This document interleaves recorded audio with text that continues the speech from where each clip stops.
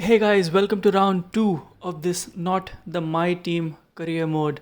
And we'd be going around in Williams in Bahrain in the desert under the lights. So, round two of this season, and Bahrain, as always, is not an easy track to drive on. It's very demanding on the tires and also on the drivers. Not my personal favorite. I absolutely loathe this track, but we have to do it. And although our qualifying pace in the practice sessions was very impressive. I was very hopeful of getting this car into Q2 and coming up to this Q1 session.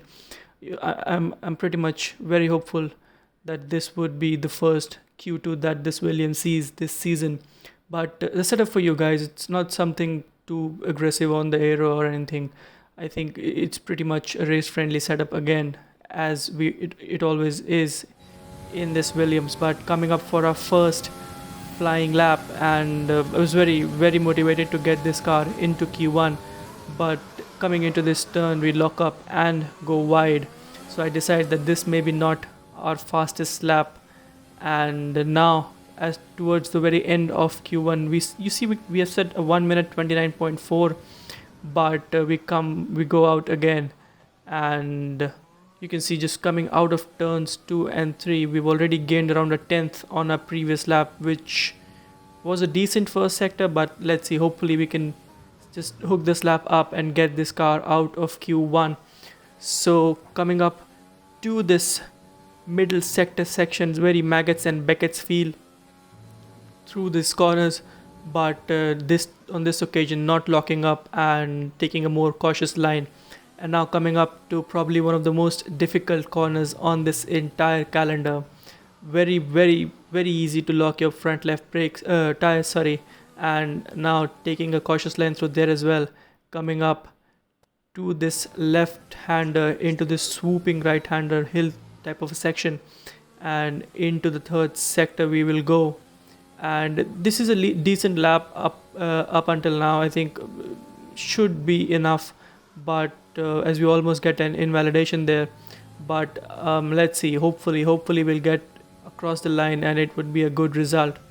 Now coming up to the last corner, braking at the 100-meter board, and then throwing the car in third gear for rotation, and then fourth on exit, and then DRS is available on the main straight, and eyes to the left. Now it was 16th on the leaderboard, but as we go back to the garage and see on the standings on our screen, we were actually P14. So I don't know if that doesn't get updated in real time or what, but we were P14 and just about managed to stay inside the danger limit. We're 15th in Q1 and we made it to Q2. So this is the first Q2 which the Williams team would see this season, and I was ecstatic. And now coming up to our fastest lap for Q2, I'd pretty much shut up for this lap, so you can just see it's not very fast, but it's still a decent lap, I would say.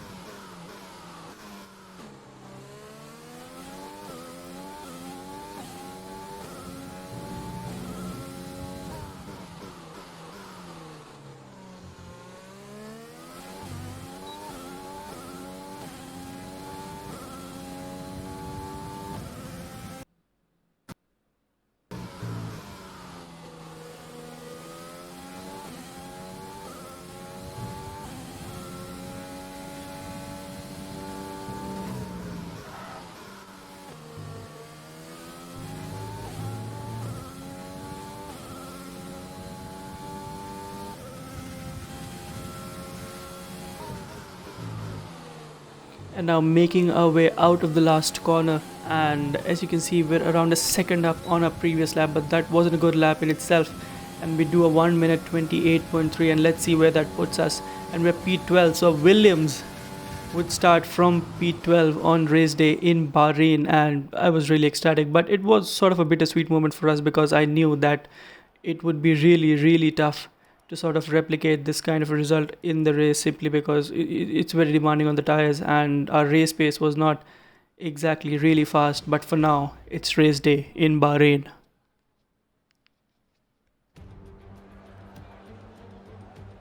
We're here again then at a circuit famous for its stunning visuals and thrilling battles for glory. Who will take the spotlight in the Bahrain Grand Prix today?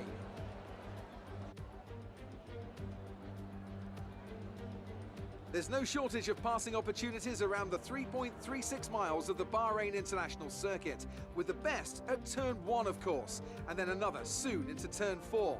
15 corners here, 6 to the left and 9 to the right, and we could see 1 or 2 flat spots into the tight left-hander of turn 10.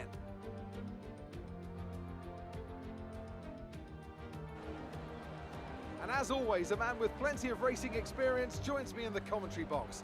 Today it's Anthony Davidson. Tell me, Ant, you're no stranger to surviving the melee of turn 1. So how do you keep out of trouble when there's so much going on around you? There are 3 main things to worry about there, Crofty: positioning, awareness and discipline. First, you have to put your car in a bit of space and make sure you have room to react to what the others are doing. Then you have to watch your mirrors and listen to the sounds around you to get a sense of where everyone is. And finally, just don't get too greedy. Just because a gap exists doesn't always mean you should go for it. Let's run you through the driver grid order for today's exciting race. Valtteri Bottas lines up on pole position, and it's Lewis Hamilton alongside. Looking at the rest of today's grid, we have Vettel, Leclerc, Max Verstappen and Albon, Sainz, Ricciardo, Norris and Daniel Kvyat, a Williams, Gasly, Esteban Ocon and Perez, Raikkonen, Giovinazzi, Roman Grosjean and Kevin Magnussen, Russell and Lance Stroll brings the grid to a close. It's almost time for those 5 red lights to go out. Then let's see who can prevail today. So for the race itself, I think we're starting in P11, and for the strategy, I'm going for a 2-stopper. I mean, I'm not entirely sure now in hindsight why I did it, but I think probably because we weren't too confident on the hard tires. But for now, it's lights out and away we go. We get a decent start. People in front of us have had decent starts as well, but as you can see, there is a car to our right. I don't know which car it is, but it doesn't matter now because we've come sort of behind Lando Norris in P9, almost losing the car out of turn 2, but we managed to keep it in one piece as we get a shunt from one of the Renaults. So the AI on this game, even in the initial laps, pretty feisty and quite dangerous to some extent, but we managed to keep it in one piece. And then coming up behind Lando Norris into sector 2 of this first lap of this Bahrain Grand Prix. And up until now, we're pretty much in one piece, and that is all that matters on lap 1. And we made 2 positions, Lando Norris in front of us in his McLaren, and behind us is Antonio Giovinazzi, and that is lap 1 done pretty much. Coming up to lap 2, as you can see, locking up into this corner, very easy to do that. And just coming out of these corners, I always went to rich and overtake mode to sort of give us that initial boost to break free from Giovinazzi. But coming up to lap 3, and as you can see now, DRS is enabled.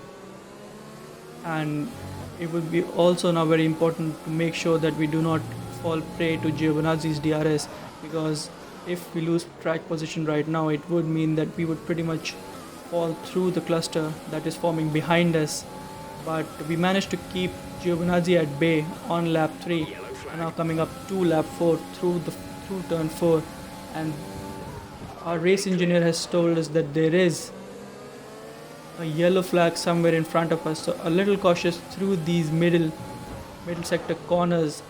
And as you can see in front of us, Lewis Hamilton has retired from the session, so the Mercedes of Hamilton has had problems and he is now out of this race. So yeah, that would mean losing big points on the championship for Hamilton. But we're pretty much in a different championship altogether. This race is all about just getting into the points somehow. And coming up to lap 5, we again lock up into entry to that corner, but we managed to keep Grosjean at bay somehow. And now coming up to lap 6 on the start finish straight, as you can see, the Mercedes of Bottas has is in the pits, and we're up into P7 on this strategy. So I think, yeah, we have some clear air in front of us. The only threat is from behind, and for that I'm just pretty much turning up the engine, coming out of slow corners, and on to the last corner of lap 7 now. As you can see, a lot of people are in the pits. Oh, two of them are in the pits, in Verstappen and Lando Norris. So we're up into P5 on lap 8. So we're pretty much managing to keep Giovinazzi behind us. And on lap 10, the last of the front runners to pit, Charles Leclerc, is in the pits, and a Williams is up into P1, albeit momentarily for this race. But yeah, this felt good, just being at the very top. But yeah, we have bigger things to worry about right now than maintaining that position. As you can see, Giovinazzi has sort of caught up to us on lap 11. We go to the inside to protect the inside line, and yeah, we managed to brake later than he does, and we keep P1 into turn 1 on lap 11. So the Mercedes of Bottas, after going through the pits, has also caught up to this little cluster behind us. And on lap 12, as you can see, Giovinazzi is not close enough for us to be in any trouble. But now coming up to sector 2 on lap 12, and we're pretty much safe through these corners, because there's no real threat going into these corners, but coming up to these slow corners is where the real threat lies, because this Williams and ourselves as a whole, we're not really fast coming out of slow corners. As we get a little shunt again from one of the AI drivers, I think it was Giovinazzi this time. So the AI pretty feisty on this game. So, and we check for damage if we have any, but luckily we managed to get through that in one piece again. And coming up to lap 13, as you can see, the Mercedes has caught up to the Alfa Romeo behind us on lap 13. So pretty much I think Bottas would be out as Lance Stroll goes out of the session, and there is a safety car now on lap 13 of this race. So this was pretty pivotal. This was a pretty pivotal moment for us, because we knew that we had to pit during this safety car to make the most advantage out of it, and these tires were pretty much gone. As we now come towards the pit, and I was really in a fix to go if I had to go for the hard tire or the soft tire for a two-stopper, but I still decided to go for a two-stopper because I thought I'm not really confident on the hard tire, and maybe, just maybe, if there is a safety car later in the race again, maybe I can just make some late lunges onto drivers and just gain few positions towards the end of the race as well. But now coming out of the pits on lap 14 under this safety car, and I think we come out in P3 as all of the people behind us have sort of come into the pits as well. So behind the two Red Bulls, I think Max Verstappen had already pit on lap 6 if I'm not wrong, and he had gone for the medium tires. So I think the Red Bull are also going for a two-stopper.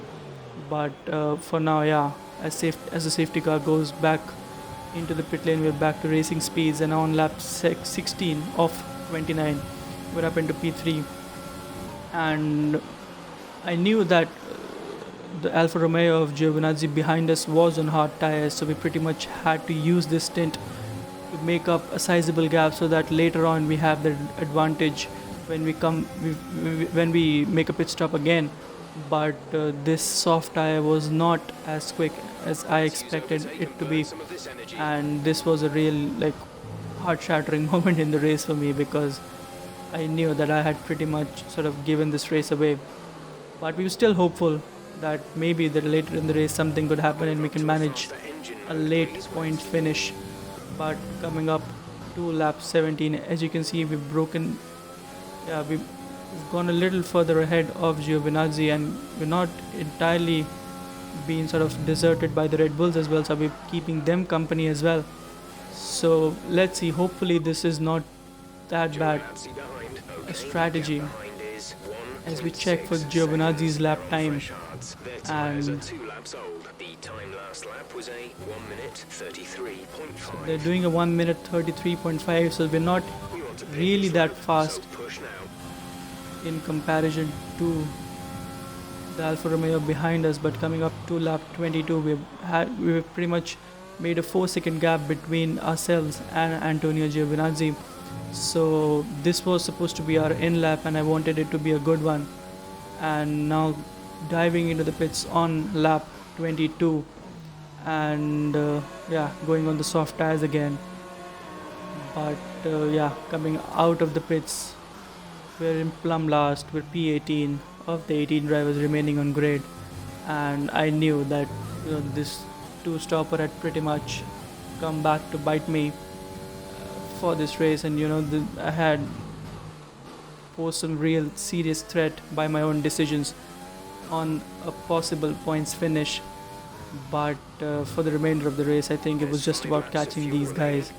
And on lap 24, I see that they are battling with, I think it's the Haas of Romain Grosjean. So both Verstappen and Albon are battling with these backmarker cars. I think all of the cars that have gone on to two-stop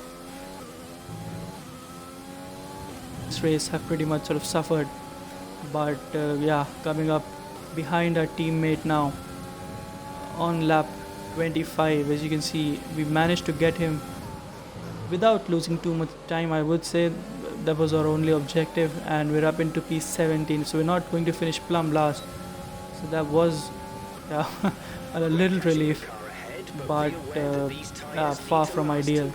Now coming up into turn 1 behind Romain Grosjean and Alexander Albon, and I know that there was a cluster in front of us, so if we could get in some late overtakes, we might still be close to the points, if not in them entirely. But on lap 26, we send it down Grosjean's inside, and it was sort of a rowdy move, but yeah, at this point I really didn't care, because yeah, I was driving in anger.